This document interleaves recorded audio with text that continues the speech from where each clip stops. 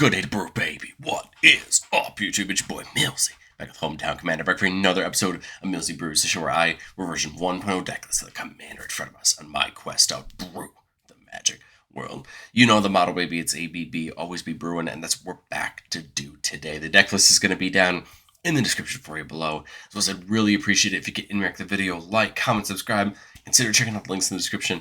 Mike and I are in the Discord. We'd love to talk to you. But today, finishing up our next to last week of Innistrad Remastered content, and today we're covering Strefan, Maurer, Progenitor, our Actos Vampire 3-2 with flying. This is the beginning of each end step of our end steps. We're going to create a blood token for each player who lost life this turn. That can include ourselves. And then whenever Strefan attacks, we can sacrifice 2 blood tokens. If we do, we can put a vampire from our hand tapped at attacking for free, and it gets indestructible to a turn. So you can kind of see the natural flow of what Strefan wants to do. We're going to make the blood and then use the blood to cheat in our vampires. And I think there's a lot of other ways we can take advantage of the blood tokens as well. Remember that blood tokens, for 1 mana, you could discard a card to draw a card. So there are ways that we can feed our graveyard for particular effects. Remember that blood tokens are artifacts, so we could take advantage of artifacts going to our graveyard or artifacts being sacrificed through some other abilities. And I think what we're going to try to do is just create a value engine around the blood tokens, while just taking advantage of some of the great vampires we have. And the truth is, we want to take a real advantage of the vampires we have since we get to cheat them in for free. And it's not just Strefan who can do this. We have things like the Sorin that just got that great reprint in Innistrad Remastered that can -3 to put a vampire down as well from our hand on the battlefield. So here's another way for us to cheat in vampires. But I think for us, the lineup of great vampires is really endless. I just tried to pick the ones I thought would be the most impactful. Anawan forces creatures to players sacrifice a non-vampire creature on each of our upkeeps. Bloodletter is going to double up the amount of life loss our opponents would lose during our turn.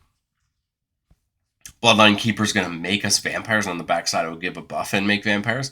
Bloodline Necromancer, when it comes in, is going to return a vampire from our graveyard back to the battlefield, which is great, right? Getting the cheat in for free and get one back. Bloodthirsty Conqueror can gain us life whenever our opponent loses that life. This can also start us to play those classic life gain combos to get more life loss and life gain out of each time.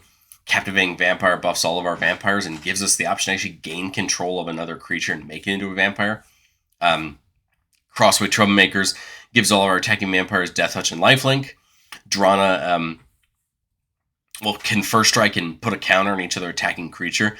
The nice part here is that we have Strefan and Drana.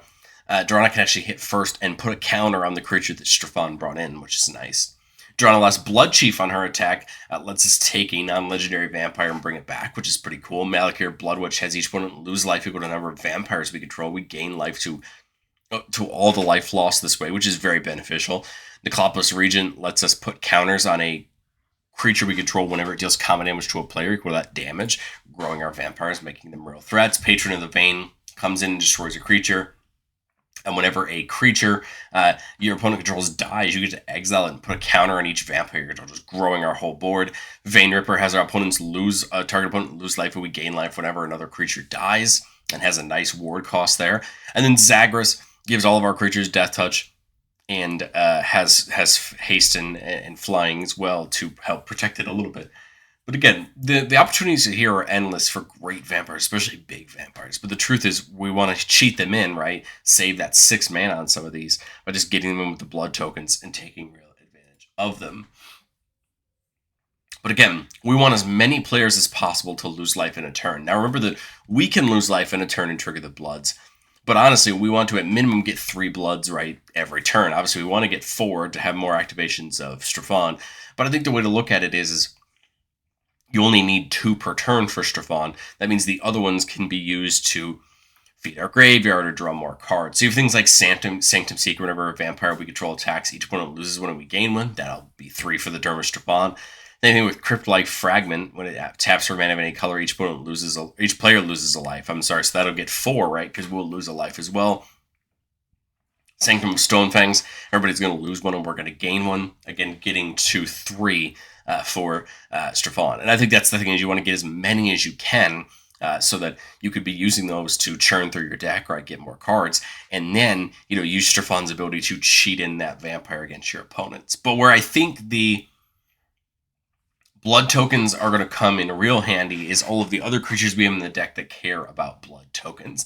Maid of Dishonor is probably one of the other popular blood commanders that came out of Crimson Vow. It says whenever it and one or more other vampires enter the battlefield under your control, or it, or whenever we make a blood token. This is nice, getting more per turn. But for 2 mana, we get sack a creature or blood token. Everybody loses 2, and we gain 2. So with enough mana, right, we could just be sacrificing blood to lose some life loss, for our opponents. Blood-Tired Harvester can sack itself to potentially take out a creature, or X is twice the number of blood tokens we control. So a great reason to stack them up. Avora from Foundation's Jumpstart says that when it enters, when it deals combat damage to a player, we get a blood token. And then whenever we pitch a card, we put a counter on it, actually growing it, right, over time as we get those blood tokens and use them. Markov Enforcer says whenever another vampire enters, we can have it fight up to 1 target creature opponent controls, which is nice, right, having it take out some key things. And then whenever a creature dealt by it dies, we get to make a blood. So here's another example of a creature that we could cheat in, but we can also use to kind of take out our opponent's key creatures. Olivia's Attendants, whenever it deals damage at all, we create that many blood tokens, which is pretty cool. And for 3 mana, we can use it to ping 1 to anything. But really, I think Olivia's Attendants is just great to get into combat and make a ton of blood tokens. And then Glasscast Heart is going to make us some blood tokens when things attack. We could pay life to make some vampires, but it culminates in its last ability where we could sacrifice 13 bloods and everybody lose 13. We gain 13. So again, that's a decent swing, especially as we have these 5/5s and 6/6 vampires, right, attacking our opponents. But where I think we're going to see the bulk of the blood matters is things like cranial plating and cranial ram. These are equipment that give a creature a buff for each artifact we control. And since we're going to be stacking up these bloods, there's going to be real threats to our opponent. The nice thing about cranial plating is actually for double black mana, we can equip it at instant speed, or attach at instant speed, meaning that if a vampire gets through unblocked, we could just equip a cranial plating to it quickly, give it a +8, +10 buff, and now our opponents are going to have to really worry about the damage being dealt to them. Now, the Ram's a little bit different as it doesn't equip for an instant speed, but it's still very useful having 2 copies of this to effectively make sure that multiple creatures can be big. Idle Oblivion should be drawing us a card every turn, as long as we can make those blood tokens, adding for extra card draw. And then I think one of the other cards that makes our blood tokens really good is Tarian's Soul Cleaver. So it says whenever another artifact or creature is put in the graveyard from the battlefield, we put a counter on the equipped creature. So we can basically grow a creature. It would be nice to grow something like Strefan, right? Risk commander damage, but you could also put this on some of our flying vampires, get them in for more damage, and you could just move the Soul Cleaver around, right? Growing our vampires and having them become threats. Ancient Ironthorn is probably another perfect top end for it. Whenever another artifact or creature is put into the graveyard from the battlefield, all of our opponents lose a life. I think this is great over the course of multiple turns if we're sacking multiple blood per turn, right? We're draining multiple times per turn, and I think that's going to be really to our advantage. And then Arterial Alchemy. Whenever it comes in, we're going to make a blood token for each opponent we have. And blood actually turn into equipment that we can give +2/+0 for just an equip 2 cost. So we could turn our bloods into ways to make our opponent, our vampires even bigger, even more threats for our opponent. But I've said it before at the show, and I'll say it again. No deck's ever complete. This is my version 1.0 shot at Strefan. And as we go into testing, I'd want to see, one, am I making enough blood? And do I have enough payoff for bloods? We have something like Moonstone Eulogist. It's not a vampire, it's a bat, but it does care about bloods. Whenever you sacrifice an artifact, you put a counter on it, you gain a life. That's pretty nice. It also makes bloods when creatures our opponent controls dies. But the point is, another payoff for these bloods.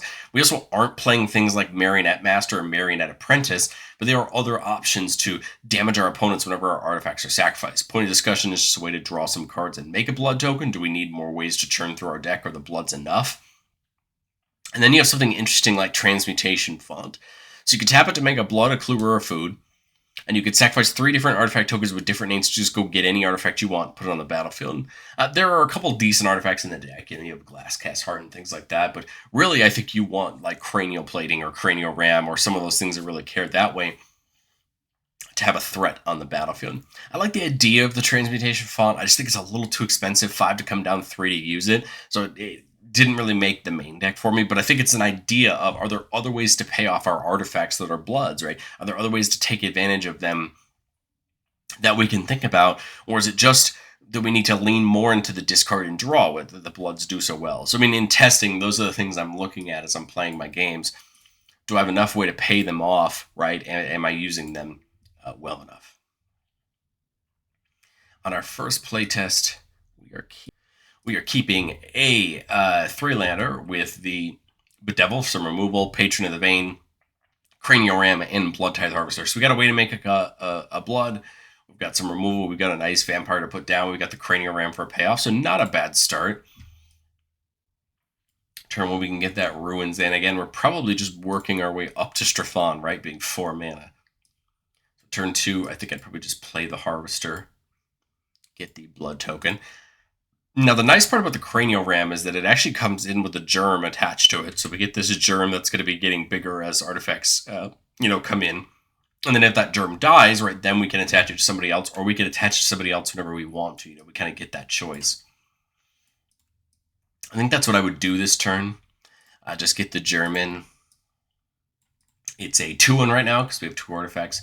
We get attack with the Harvester if we want to, if we have a deck here on turn 3. But I think we're just, again, growing our board because here on turn 4, now we've got this enough to play Strefan. And then remember when we need people to lose life. So I'd send the germ at somebody, send the Harbinger at the other, just Harvester, just try to get some damage in. I don't think we want to use Harvester just yet. I think one of the 2 of these probably gets in this turn, so we probably get another blood. Again, we unfortunately didn't have any way to mass damage our opponents this turn just yet. But again, our blood stocks are growing. And that would mean whether or not either of these died, hopefully,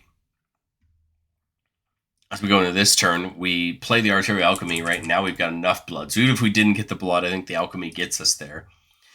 Go to combat and attack, right? Strefan can attack, sack 2 of the bloods, right?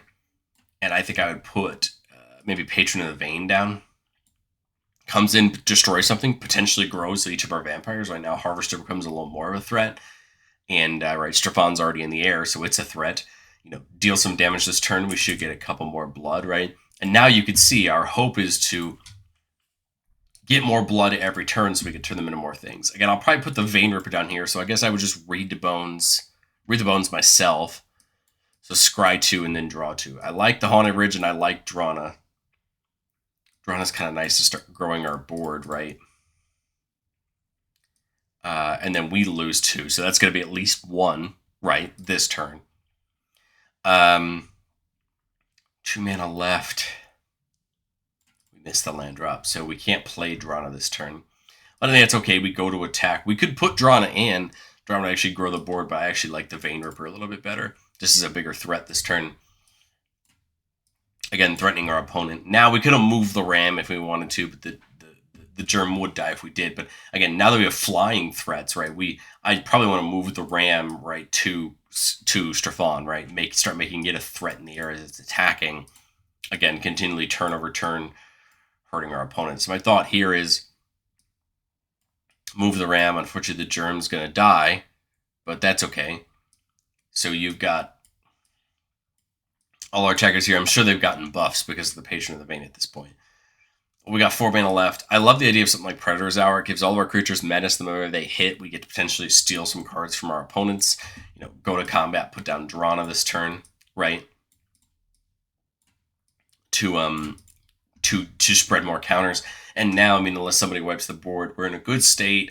Obviously not as commanding as some other states, but I think the good part here is that Patron of the Vein is going to keep growing ourselves out of proportion. We're going to be gaining a lot of blood each turn, right? And we want to try to keep as many of them we can, because there's potentially a turn here where next turn we may not have a vampire to put down, and if we don't, we're just going to accumulate more blood, make the Ram, right, grow Strefan higher. We could start attaching the bloods, right, for the alchemy. I think this is a good place to stop on this one. We've kind of gotten to a mid-sized board state. Here we're keeping a 5-lander with Victimize, a good way to reanimate our vampires, and then Captivating Vampire, that one that can take control. Here I think we're pretty much just going to wait till turn 2. I don't see anything there to do on that. Now, turn 2 we've optioned the Cordial Vampire, or we could play the Night Whisperer. But if we play the Night's Whisper, we're just going to have to pitch a card. So I think we would just want to play the Cordial Vampire.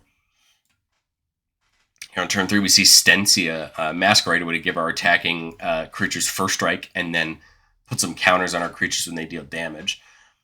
I guess if I had an open attack for the Cordial Vampire, I think it makes a ton of sense to play that Masquerade and just attack. Otherwise, I think I probably just put the Captivating Vampire in. Continue to build our board state. Because here, I think I just want to play Strefan, right? I mean, if I can get either of these in, get them in and take the blood. Let's say we can get one. Again, it's probably a stretch, but let's say we can, just work our way towards a better turn.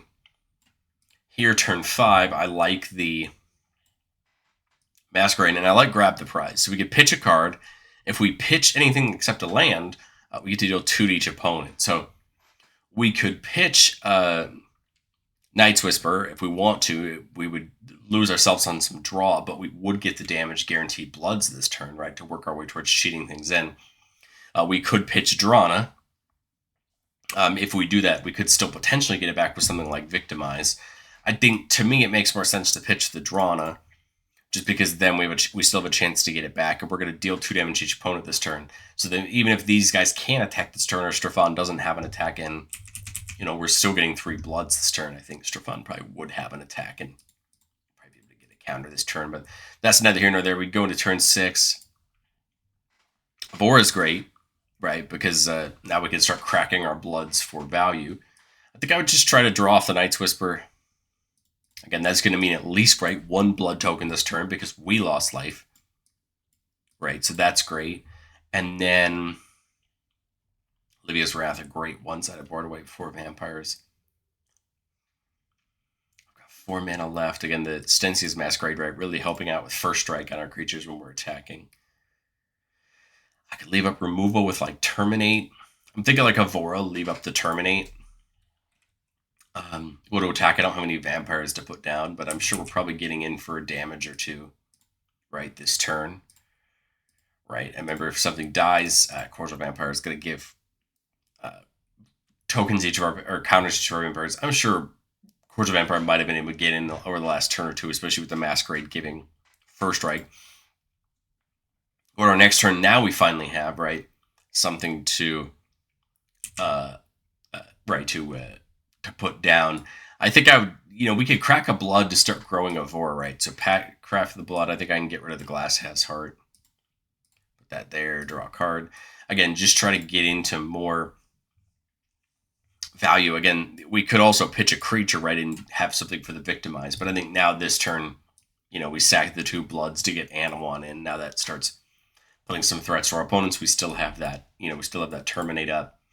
And again, now, we could also, on a future turn, use the Captivating Vampire. Again, another interesting mid-range board. We could start sacking the clues to grow Avora. Masquerade's probably spreading around good counters, especially on these flying, vampires now. But again, not a bad board state. We would have liked to have seen maybe a little bit more of a vampire that cares about dealing damage and things like that. We do have them in the deck. We do have the Sanguine Bonds of that in the world in the deck. We just didn't see them this time around. All right, and that's another ideal plan for us. But let's get into playtest number 3, keeping a 3-lander with Tearing Soul Cleaver. Again, great for those bloods. Sanctum to get some bloods. Arcane Signet, Page of the Vein. So a great start, right? We've got a couple things that can make bloods. We got a couple ways to take advantage of bloods, right?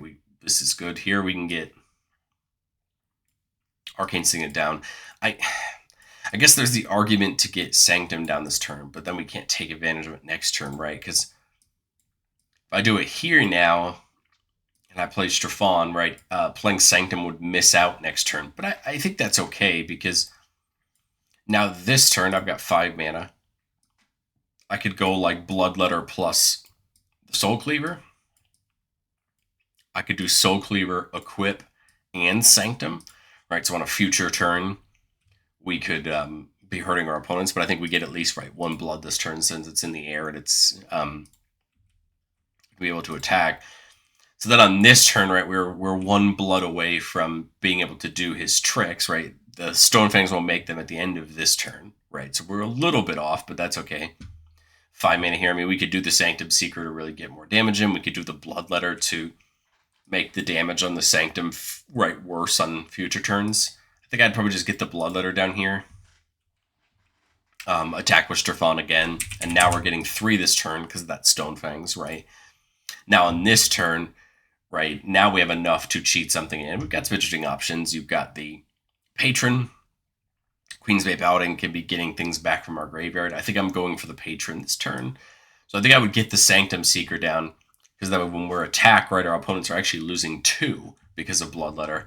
And then move to attack, sack the 2 Bloods, right? Strefan will get 2 counters. Put the Patron in, maybe something dies and we get to put counters on the cross. But the point is, everybody's already lost 2 this turn, right? 4 actually with the Sanctum, right? 6, sorry, 2 from the Sanctum. Oh, yeah, 4. 2. Well, I'd probably attack with Bloodleader, right? So 2 for this, 2 for this, 2 for this, right, with Sanctum because of Bloodleader's effect. So that's great. They're getting in and attacking. We wouldn't have to necessarily keep the Soul Cleaver on Strefan if we don't want to, but I think getting the command damage threat is probably what I would think about. But again, Patron's probably going to buff our board, start getting counters on them. And again, if we don't like the Paladin, we could always pitch it on a future turn. Like here, I think I'd probably just pay to, right, cycle through and get a draw, right, so that way we can start having more things. And then Bloodthirsty Conqueror feels like a great thing to just hard cast. When our opponent loses life, we gain that much life. It means as we do damage this turn, right, this Sanctum trigger this turn is 1, 2, 3, 4 attackers. So that's 2, 4, 6, 8 life we're going to gain off the Conqueror, even though it's not attacking. And then I think we're still in great shape. Vampires may be growing. And with the Queenbase Paladin, in case the board gets wiped, we can start getting vampires back as it attacks. So let me know, what do you think of Strefan down in the comment section below. An interesting commander. I like the idea of cheating in the vampires. It was released in the same set as the Rakdos Olivia that we covered a week or so ago on the reanimating Olivia. So kind of interesting options depending on what you want to do with vampires. But I'd love to know what you think, and I will catch you on the next one.